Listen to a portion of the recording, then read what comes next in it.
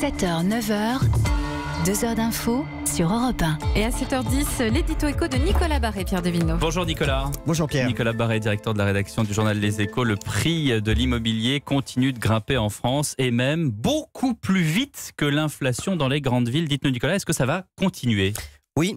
Et la hausse est impressionnante. Je vous donne 2 chiffres. Depuis le début de l'année, les prix ont progressé de 3,4% dans les 10 plus grandes villes françaises, presque 2 fois l'inflation. Et dans la capitale, le prix moyen au mètre carré dépasse les 10 000 euros dans la moitié des arrondissements. Et oui, ça va continuer. Pourquoi ?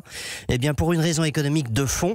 Quelqu'un qui s'endette aujourd'hui à 1,50%, c'est la moyenne, a de très bonnes chances de rembourser moins que ce qu'il a emprunté si l'inflation reste autour de 2%.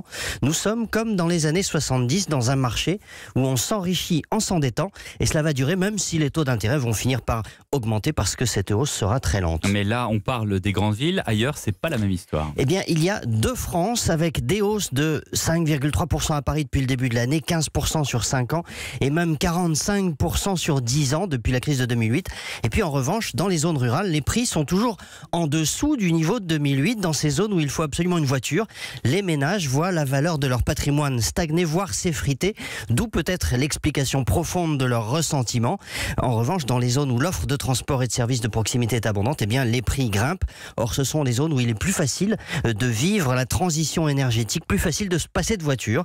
Au fond, il y a 2 France de l'immobilier, comme il y a 2 France de la transition énergétique, celle où c'est une opportunité et celle où c'est une contrainte.